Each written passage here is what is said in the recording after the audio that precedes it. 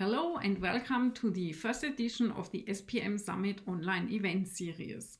This experience exchange specifically for software product managers is brought to you by the ISPMA together with our partner and company member Logi Analytics.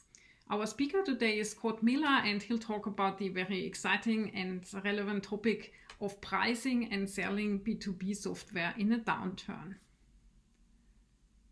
So just a little bit of background, this webinar is brought to you by the SPM Summit, which is a conference of the International Software Product Management Association. We are a community of practitioners, researchers and experts, and we promote the profession of software product management, so specifically for software products. And if you're interested, there is a free entry-level membership. You're welcome to join at ispma.org. And as I said, this event series is part of or in preparation of the Software Product Management Summit that will take place this year in September. So September 15 and 16, 2020 in Frankfurt, Germany. So mark your calendar. We'd love to meet you in Frankfurt. Or in case there would still be travel restrictions, we'll also have the opportunity to join part of it through the online with digital communication. So thanks, Barbara, and everybody for joining today. My name is Scott Miller. I'm founder of Miller Advisors, and we're a firm that specializes in helping B2B software companies build best-in-class and innovative pricing and offer design strategies. So today, of course, is addressing one of the biggest questions that's out there right now in the B2B software space is, how do you realign your pricing strategies? How do you realign your product strategies to address this downturn that is just really just some of you are experiencing it already today, as we saw in the poll, but some of you are anticipating that this downturn can get even bigger as the year progresses as well. So it's a big question that's out in the industry, and so I thought let's get ahead of it and start talking about some best practices. I like to think of pricing as a process, and even when the environment changes or the industry changes as a whole, there's still a best practice process that you and your teams can go through to think through things logically, as opposed to reverting to knee-jerk pricing reactions. So we're going to take some best practices and talk about those.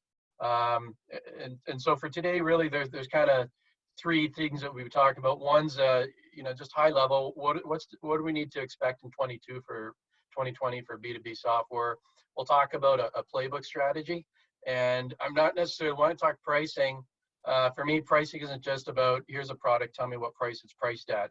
I look at it holistically. It's all about integration with product teams, with sales teams, and it's that holistic view of thinking about value-based offer design is what it's all about, and linking that to your strategies. So I go beyond just trying to figure out exactly what am I supposed to price the particular unit at.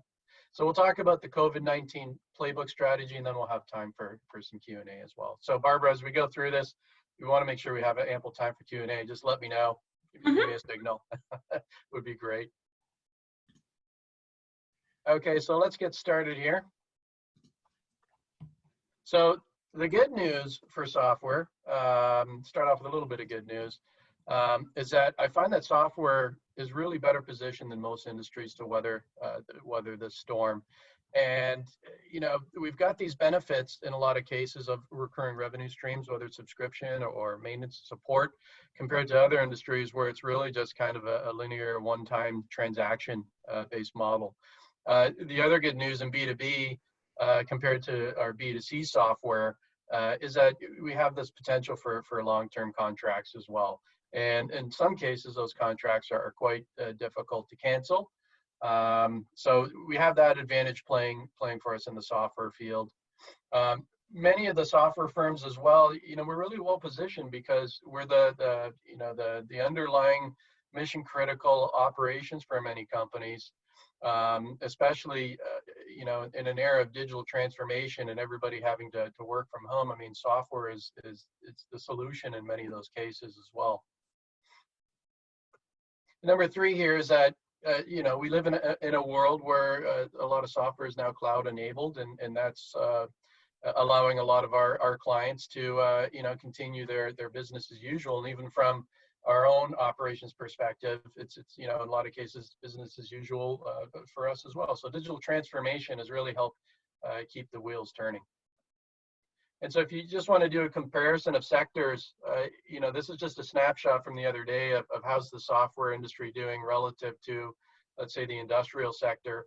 I mean, you can see that obviously COVID-19 has resulted in a good drop, but you know, things have been looking a little bit more favorable than what you see relative to other sectors in particular as well. So that's the good news, is that there's a lot of other industries that wish that they were in kind of the domain of software where you have those recurring revenue streams and whatnot. And so it's a tougher fight elsewhere than it is compared to us. So that's being said, I think we also have to be very realistic about what's around the corner, or what some of you are already experiencing. So spending obviously is going to decline, and clients are going to be a lot more selective in their purchases. You're going to see more cancellations, more downgrades will be on the rise as well. In particular for B2B startups, you know, there could have been a heavy focus on very high growth objectives at the expense of profitability and cash flows as well. And so you're going to see a lot of startups in this particular case, their new objective is going to be cash flow management. And so considerations around pricing models, revenue models, billing models, that's all going to have to really change very rapidly to help drive, you know, those improvements in cash inflow. You know, there's a term out there called runway. So how much cash do we have, and how much runway do we have before we run out of those cash reserves? And so it's a completely different shift in terms of their approaches to pricing when you've got this objective at play. And so we'll actually talk. I do have a slide that talks to tactics when you're in a cash flow objective environment. Deal sizes are obviously going to be pushed out, and they're going to be lower in size, and so you'll probably see a lot more clients taking you know, more of a minimum viable product solution versus going for the full Cadillac. Deal scrutiny is going to increase, so you're going to see a lot of executive participation now in decisions. And then there's also going to be limitations in terms of what we can do from B2B in light of social distancing. So some companies, for example, where there's some heavy implementations that are involved, you know, that nuance of not being able to be on site at a client to do those implementations is really putting a hurdle or a roadblock for them making new sales. Okay, and the last part here is sales forecasts, but they're obsolete. In fact, there was one client that I've been working with. They had an earnings call, and they refused to indicate any forecast in their sales. It just was all over the place, that they just said, we're not reporting anything at this phase. And so from a pricing perspective, it's really important that, you know, to acknowledge that, and to you know, ensure that you're not trying to implement a new pricing strategy that is trying to target to old objectives and old targets. So when you're in a downturn and you're still trying to do that 10% growth per year, I mean, you just hit the only way that you can really accomplish that is to go into a bit of a death spiral of doing price concessions to try and achieve unrealistic volumes. So this leads to the COVID-19 playbook. And you know, a good quote for me is, by failing to prepare, you're preparing to fail. And for those that are product managers on the call, or pricing professionals on the call, I mean, if your company is really surprised actually to see that there's a lot that haven't yet started reevaluating pricing, or just kind of winging it or playing it by ear on a case-by-case basis. I mean, you need to plan. You need to come up with a plan about how you want to address this upcoming year. And again, I was mentioning that pricing is a process, and you know, you need to go through that process to reevaluate the best approach that you should be taking this upcoming year. So let's talk a little bit about the COVID-19 playbook strategy. And I call this a bit of an all hands on deck. And I've had the opportunity in the past to work, you know, not just in the consulting field, but also as the head of pricing for some really large global tech firms as well. And I know, you know, I've had the chance to live and breathe what many of you are going through in terms of trying to manage through a crisis. And the one thing that I really recommend as part of the playbook is you got to stop working in silos. You got to bring the sales team, the product team, the marketing teams, the services teams. You all have to start coming together to figure out how you need to quickly pivot and quickly address the new market environment. And so just some top tips in today is that if you haven't yet created, different terms, a task force or a war room, or some people call it a win room committee, this is where you can start bringing, those key insights together. So this is where your cross-functional team comes together. You need to continuously evaluate what's going on and make go forward recommendations throughout this downturn. And it's not just a one-time event.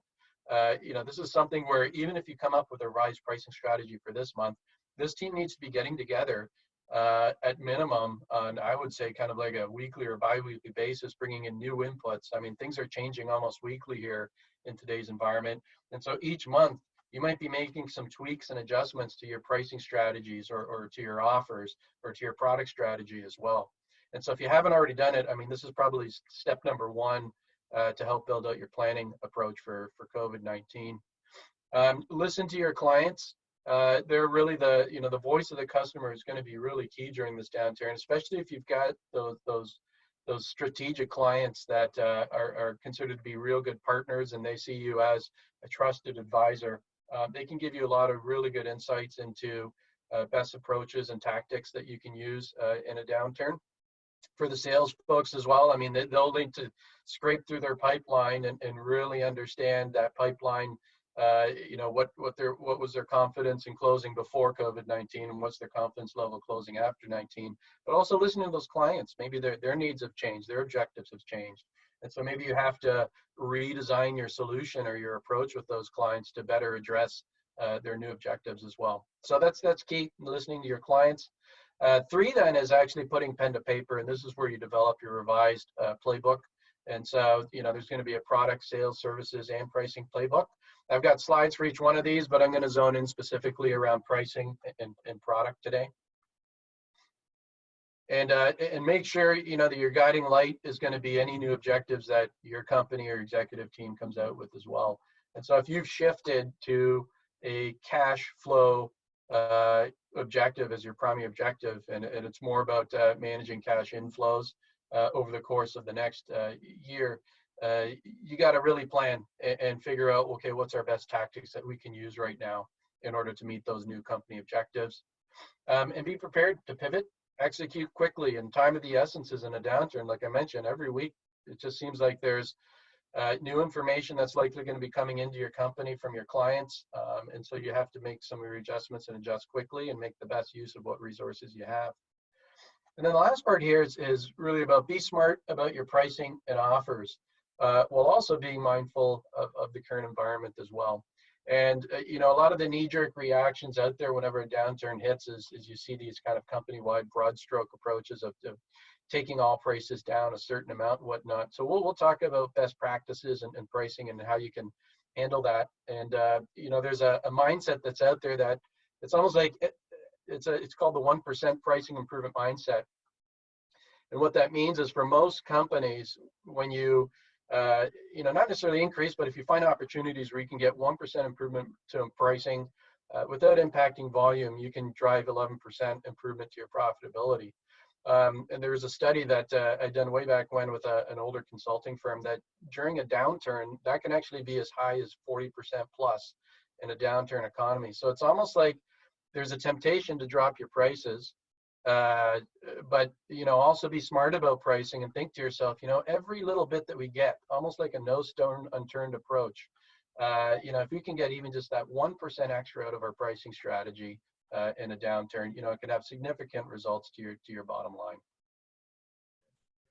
Scott, excuse me, yep. There is a question from the audience. Tanuja asked, can you talk about what kind of changes can be made during these regular pricing evaluations? An example or so, just to have an idea.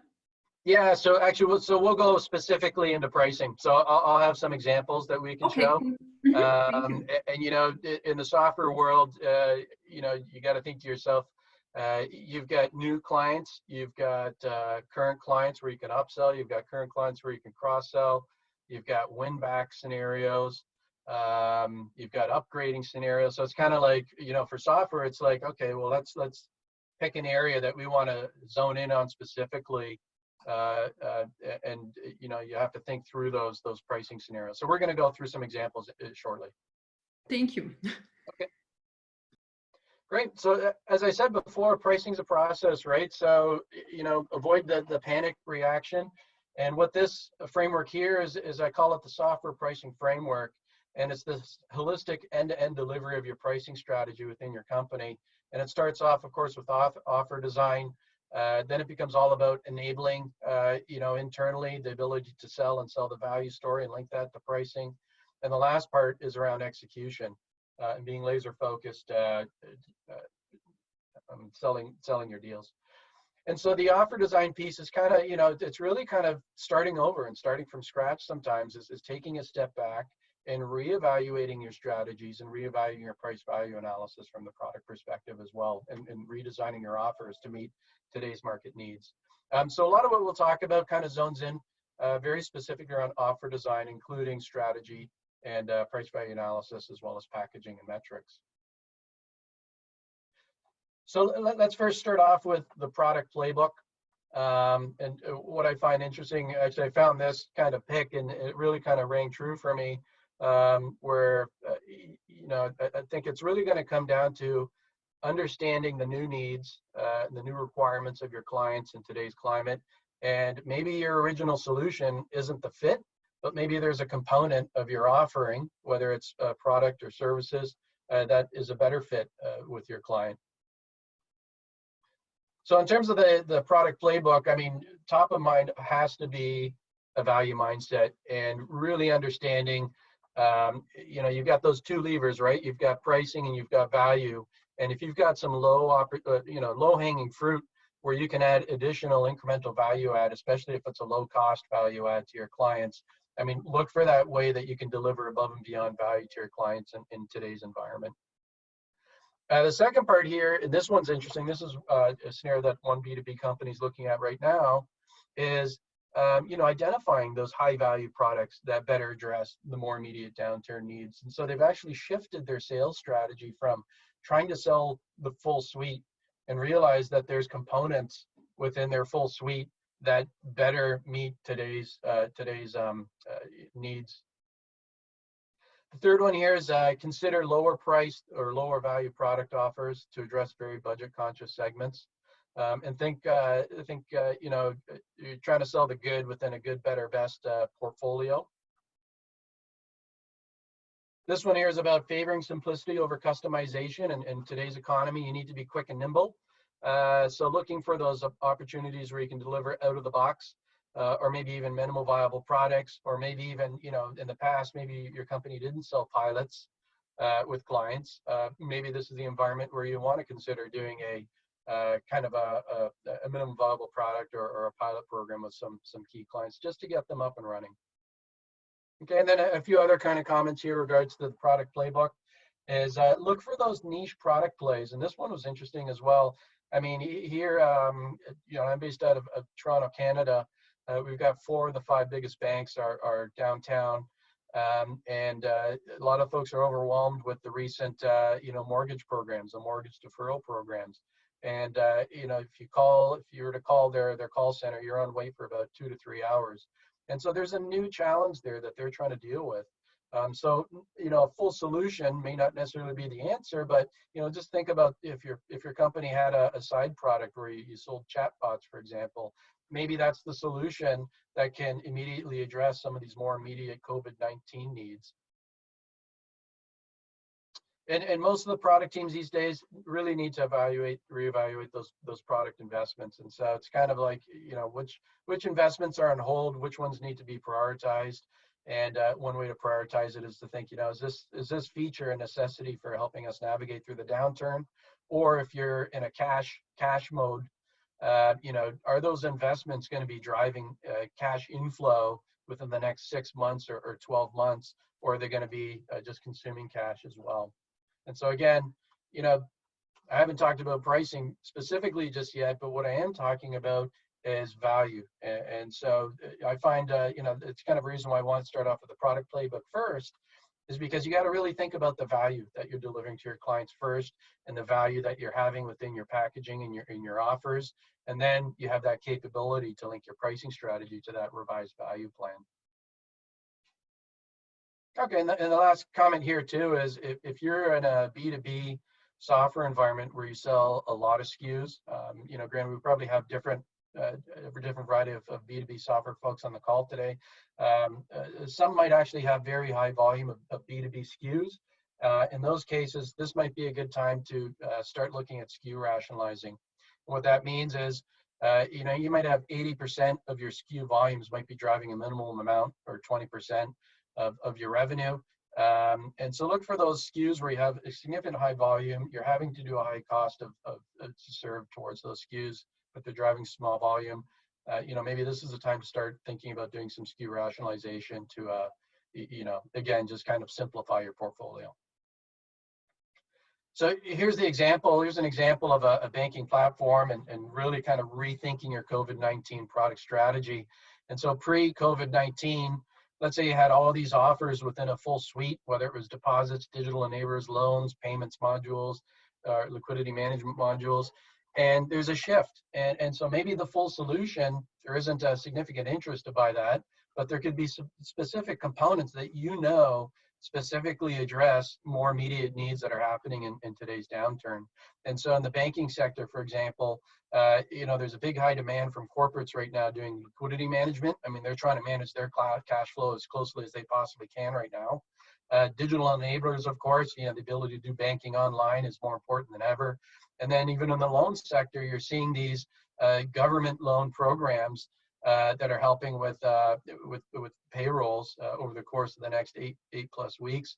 And so maybe there's a certain component within loans that you need to specifically address, you know, to manage those new requirements that the government has in order to qualify for those loans. So this is just an example of when you think product strategy, you know, it might not be business as usual for your companies, and you might have to, you know, again, pivot and shift and rethink how you want to go about selling. And maybe there's certain components or aspects of your product offering that are better suited today. So let's get into the pricing playbook. And you know, what I'm really trying to highlight here is don't hit your panic button. Think through things logically, and we'll go through some best practices that I've heard and seen in today's marketplace as well. And so panic button for me is, let's take a broad stroke 30% cut on all of our products going forward. Okay, so don't panic. And so really just weigh all your pricing alternatives before you do any type of knee-jerk pricing reductions, especially on your high-value products. So software, especially B2B, you know, in a lot of cases, people are signing up for, you know, you go on subscription, they'll sign up for a 3-year or 5-year commitment. And so it might not necessarily be a pricing question. It could also be about, you know, do we just need to address what they would be paying in the first initial years of their overall contract? So do we really need to just address year 1 and 2? And so one thought there is the subscription pricing will increase as you phase in additional modules and go live components as well. And so again, you know, do you start them off with minimum viable products, or do you start them off with a pilot program? And then over years 3, 4, and 5 is where you really start to add the functionality so they can get the full solution suite by the end of the you know, their term commitment period.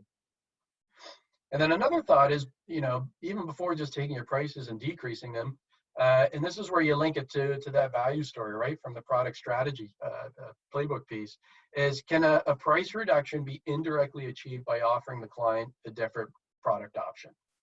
And so one way to think about that is a good, better, best, right? If you have a portfolio, you have a good, better, best. The best obviously has the highest value and the highest price point. If the client can't afford best at this stage, maybe what you do is you shift your sales strategy and you sell the good. And so indirectly, you've lowered your pricing for the client, but you haven't taken your Cadillac or your full high value product suite and discounted that or given price concessions for that as well. And so, you know, it's a tactic, and it's how you link your price to the value story. So it's a good way to avoid doing price reductions.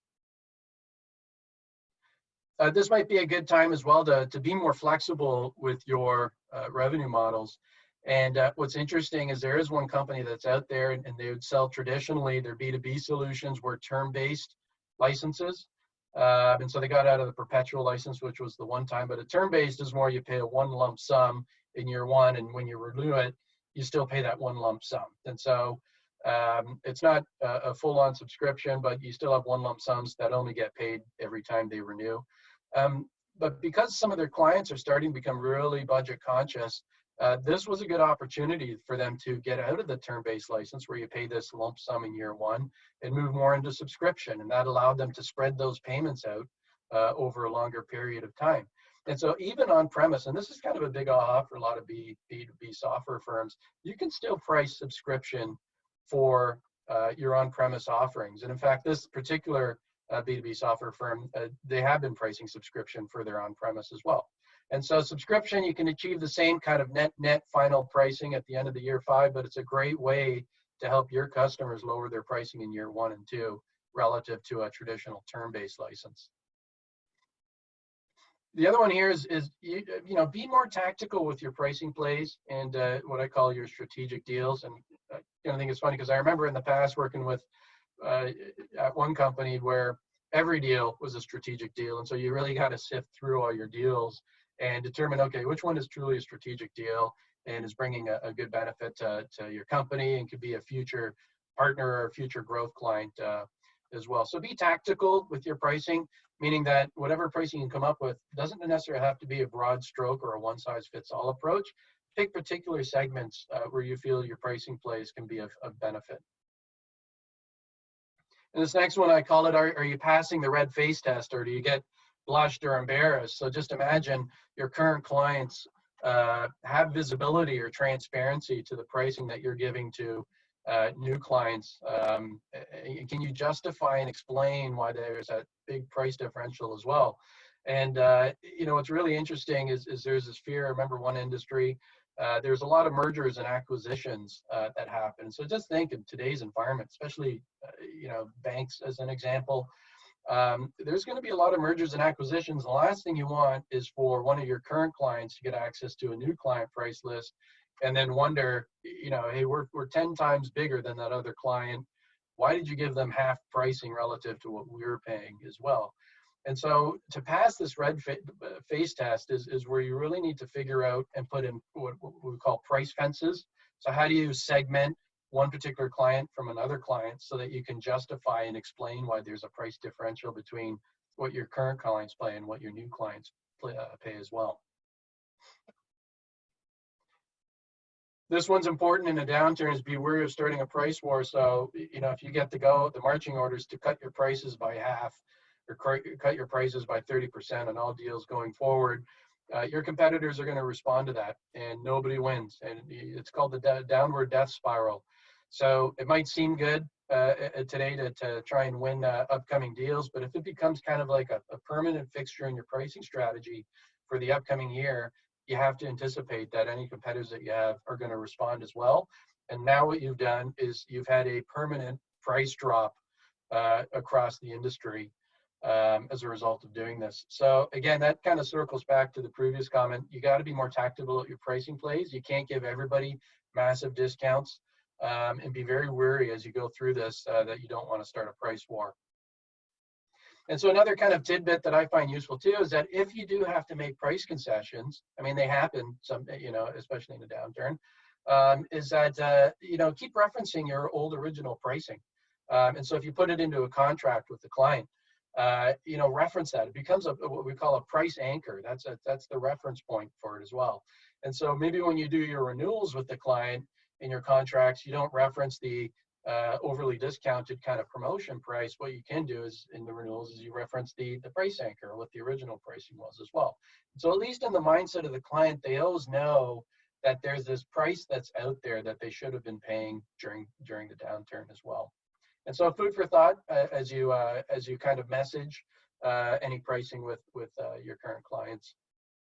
And so we've got a few other kind of tidbits here, and then I'll try and hop to some examples. And Barbara, are there any questions that we can help address as well? No, we don't have additional questions. just, yeah, we'll switch to the Q&A soon and hope to get some additional questions then. But right now, there aren't any. Yeah. Okay. So let me just kind of quickly bring these ones up here. Other things that you want to look into, keep an insightful eye on your competition. That's going to be key. And like I said, I mean, part of your war room or your win room committee should have reports on what are the competitors doing, how have they re-messaged their own products and their pricing strategies in the marketplace. Win back's going to be key for those that especially have very high volume of SKUs. You're going to start seeing that churn happening. And so that's your opportunity to put a COVID-19 pricing program in place. I mean, I just canceled a subscription I had the other day. I felt it was too high, and I was just fascinated that when I canceled, it was just a standard, there wasn't anything obviously revised in their way to trying to keep me as a client. And so maybe you have to be extreme, right? Would you rather give the next 3 months free to somebody that's going through the process of canceling and potentially get them back 4 months from now? So food for thought. You might want to reevaluate your strategy for win-back clients when they're going through the cancellation process. Okay, be mindful of opportunistic clients' procurement teams as well. I mean, procurement teams are going to be milking this as much as they possibly can. But like I said at the very beginning in the good news, there might be some good opportunities where your software specifically meets a very niche need that they have. And so if you're the lone wolf in a scenario like that, there's only one vendor, if you've made it to the procurement team and you're the only vendor being evaluated at that scene, I mean, hold your price. There is no pressure, but just be smart about know your value and get a good understanding of your positioning relative to competition as well.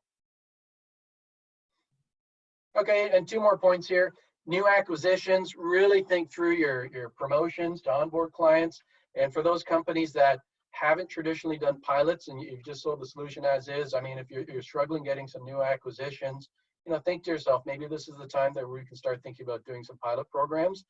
Let the clients get a flavor for your product, create some stickiness as well. And then the hope, of course, is that you can convert them to a full solution further down the road.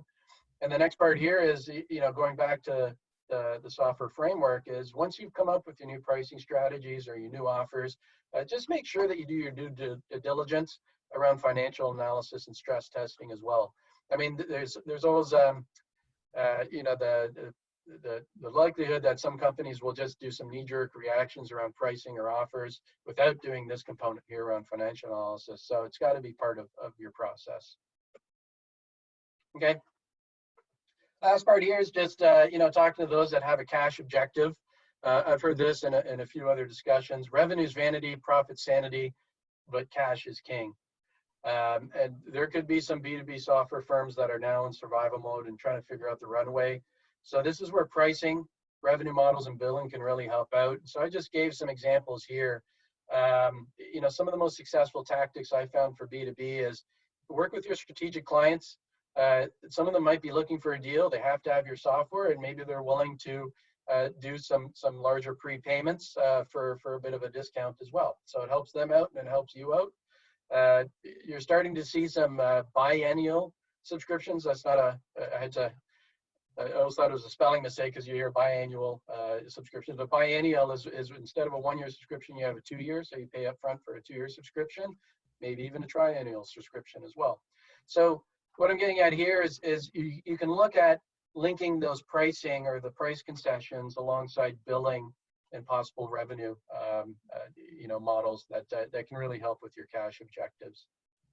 And so just some examples that I wanted to show. This one is an example of a certain a client that was reevaluating COVID-19 and their product strategy and their pricing strategy. And so if they were selling their full solution suite for 1 million, maybe for COVID-19 there was a very specific niche play. I mean, think to that chatbot example for the banks. Maybe that's a niche play that you really want to push with your sales teams, but the pricing is going to be significantly lower. And then maybe there's a minimum viable product approach that you want to take instead of trying to sell a full solution in today's marketplace as well. And of course, there could be a different pricing strategy for that. But if you're lucky, you still get a lot of people that, or a lot of clients that still might be interested in the full original product. This is another example of, instead of using pricing as your lever, there's concerns about year 1 and year 2 pricing.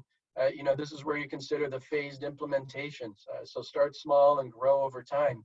I mean, in this case, pricing hasn't been changed. And so this is circling back to the, before you want to do a knee-jerk price reaction, think to yourself, are there other tactics that we can use in terms of pricing and offer design that can still address some of these concerns, around pricing, especially in the early years of a contract. And then sometimes you might want to consider some innovative revenue models. And this one highlighted that, let's say it was an original scenario would be $1 million per year with the client year 1 through 5. This next part here is their profitability or net interest income. So their profitability over the years. Obviously, in a lot of cases, that profitability, some companies might be under profitable in today's environment, but they expect to grow over time. And so, think to yourself, are there some hybrid revenue models or innovative revenue models that can help address some of this? And this example is just kind of showing, well, what if you did a hybrid where you had a minimum fee, but you had a percent was tied to that client's revenue. So it's almost like a revenue share. So you've got kind of a mixture of 2 models here. And really what this model is doing is it's a shared risk, but it's also a shared reward as well. And so if they grow again over time, you might actually net out and make a significantly larger amount than what you did. But of course, what you have to do in the beginning, early years is you take a little bit, you share the pain in the early part of the year as well. And so again, it's looking at those different revenue models that still might help, meet the same objectives of trying to limit those pricings in year 1 and 2. So I'm going to stop there just so we have some time for some Q&A. I do have some slides on sales playbook, service teams. I suggest for those companies that are bigger, B2B software companies where you do have a service team, really link arms with them. I mean, if I could highlight 2 things here quickly, managed services in a downturn environment might be a better solution for a lot of clients than trying to sell them the software. And so the software really becomes more your company's internal tool in order to do managed services for a client as well. And the other one here is that migration from on-premise to SaaS. I mean, your clients are going to be looking for ways to save themselves money. The whole argument around SaaS or enterprise SaaS is that you lower their total cost of ownership with them not having to manage the on-premise scenario as well. So sometimes you have those golden nuggets I found when you work with the service team and you start exploring some new solutions that you might have not sold necessarily in the past. And so I'll stop there, Barbara. Hopefully I'm on time and we've got a good. Thank you very much, Scott. And I was totally fascinated by some of the examples and also some of the recommendations. Really interesting. There is a question in the Q&A. Do you think there's a chance that this whole crisis may be over very soon so that we do not have to address this long term? Yeah, good question. I mean, I don't have a crystal ball, but what I would suggest is, I think it's the mindset, that mindset of we don't know what we don't know. And so, still plan. I think it's really important to still plan, like we talked about at the beginning of creating these new playbooks. And maybe in your playbooks, you create a temporary approach to address some kind of immediate needs. But at the same time, you and the teams are really starting to think about the long-term implications and your long-term kind of new product, new pricing strategies as well. And honestly, I think that's a reason why when you looked at that poll at the beginning, there's a lot of teams that haven't started it yet. And we're almost kind of playing this week by week basis. Let's see how it plays out. But I would almost suggest, like, now's the time. You saw those other companies or those other in the polls. Some other companies have already implemented some of their plans to address COVID-19. If not, they've already put in plans of actions to come up with a plan this upcoming year as well. And so if you look at a best practice approach, I mean, that's the best practice approach. But if you're kind of sitting back right now, just kind of watching the world go by without any planning, I'd say you're going to be struggling very quickly, probably in the next 2 to 4 weeks. So we have another really interesting question, and that is, you shared an example about revenue-based pricing. Do you have any experience on savings-based pricing? And especially there is the comment, I see a good incentive for the software client to buy. However, it might be super difficult to measure the savings. Do you have? Yeah, you bet. In fact, I find with a lot of the, especially in the artificial intelligence sector, companies that specialize in that domain, to get their foot in the door, they've been using that approach of, you know, we'll help your company figure out how to save $20 million over the course of the next year. And what they'll tie a percent of those savings, and they'll say, you know, if it happens, you don't have to, if it doesn't happen, you don't pay anything. I mean, that's the risk part, right? Is you can take that extreme and say, if you don't have any savings, we get 0%. But if you do get savings, we'll take, you know, I've heard up where one company said 40% or 50% of those savings as well. So it's kind of like, well, you know, why wouldn't you take it? I mean, if we get any savings, fantastic. But there are challenges with that. And I find the biggest challenges is that it's almost like when time comes up to evaluate and measure what those savings were, there could be so many variables involved that it's tough sometimes to question and say, well, which one of those variables, you know, from your software, like what did your software influence in terms of our cost savings out of that full 20 million? And I find sometimes too, the clients can actually, it becomes a bit of a renegotiation with the client, because they want to try and spend the less with you as well. So they can kind of push back at that time when you want to measure the results. And it becomes this little bit of a, you know, a back and forth trying to figure out, well, what's that right number? And you also have a dependency on the client to provide the data too. So I think in theory, it's a great, you know, a possible great approach, especially if you're really struggling to get into certain clients. But in practice, it's really hard when push comes to shove and it's time to actually say, this is what you owe us and here's how much cost savings you have. That process alone is really cumbersome. And so what I suggest, if you do go down that route, be very specific on how you're going to measure that, and very specific around what that client has to provide in terms of reporting by a certain time period. You know, you just really got to contractualize it and just make sure there's no questions asked, or, you know, there's no you know, unanswered questions when time comes to measure that as well. I've seen it in practice, and it is in practice today. But yeah, it's tough to put into practice from a practical view. We have two more questions here. One is, what would be a best practice to price services? It's difficult to get more than a time and material-based calculation. Therefore, it's not very profitable. Yeah, sorry, was that the last question there, Barbara? Sorry, say that again. What would be a best practice to price services? And the comment on that question is, it's difficult to get more than a time and materials-based calculation, and therefore it's not very profitable. So achieving more profit than what you can get with a time and materials contract.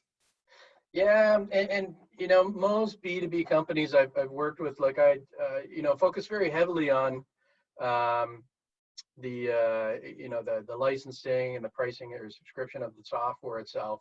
And then on the services side, most companies will do a time and materials. But what I suggest there is you know, take a no stone unturned approach. And one of the biggest struggles with B2B software right now is, you know, implementation fees. I mean, which salesperson doesn't complain about implementation fees? And, you know, the client could look at the software pricing and agree to it, say that makes sense to me. But then all of a sudden you see this gigantic implementation component that they have to pay up front as well. And that can be a big hurdle, you know, for a lot of companies to overcome to get clients in a downturn as well. And so what I suggest is the no stone unturned, like really streamline those operations as much as you possibly can.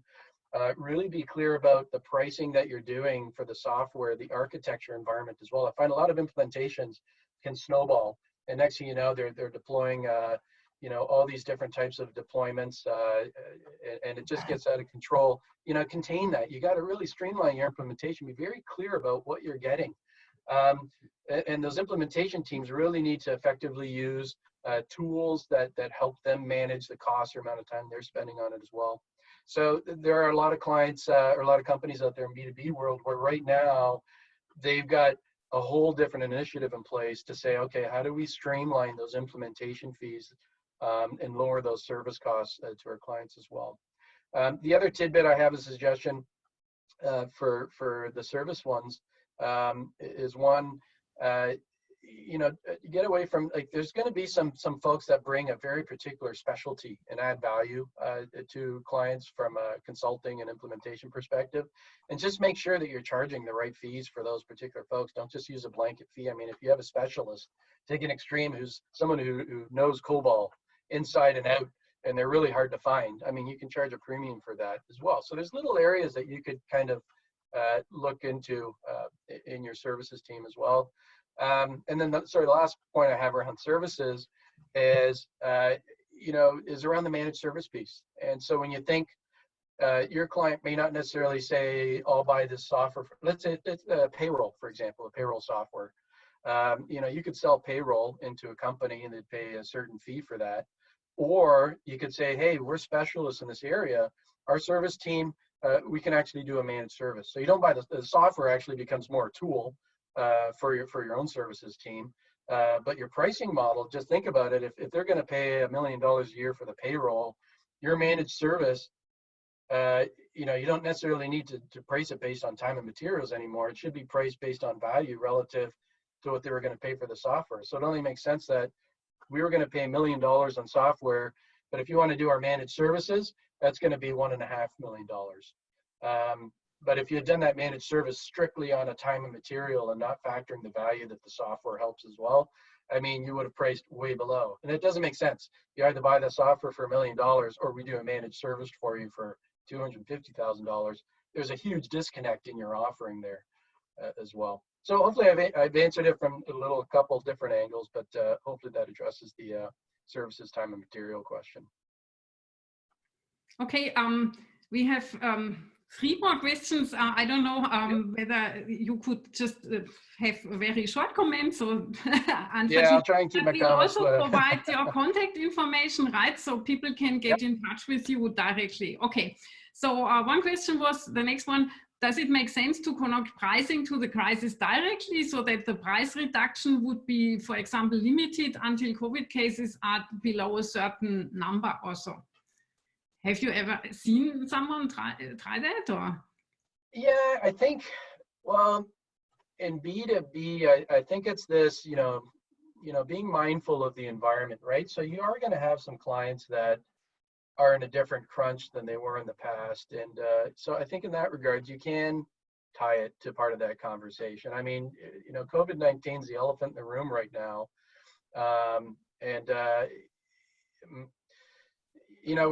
Would I link a promotion directly and highlight it and say, this is our COVID-19 promotion? Probably not. But, B2B, we're more kind of like a deal by deal basis. And in those cases, I think what you can do is you can link it and say, hey, we're here to help. We know you're in a crunch, but go back to what I said before. I mean, use your price anchor, right? We would have sold this product to you for $1 million in year 1 and 2. We know you're struggling a little bit, so maybe we'll do a 20% discount. But make sure that it's known that that discount is relative to your price anchor, your original pricing as well. Yeah, great. So, thanks everybody for joining. And, my goal is, I know I threw a lot of information at you and gave some very, a couple examples. My goal is really we have different types of B2B software firms that are out there with different challenges and different complexities. And hopefully, even if you got a few really good takeaways from today's meeting, I hope it helps with your companies. If you haven't planned, start putting a plan of action in place today is my main recommendation as well. So all the best and stay healthy, and thoughts are with your company, and we'll get out of this and succeed. Yeah, thank you very much, Scott. I also thought we have one feedback here in the chat. Thanks a lot, Scott. Very interesting talk. That's also how I felt.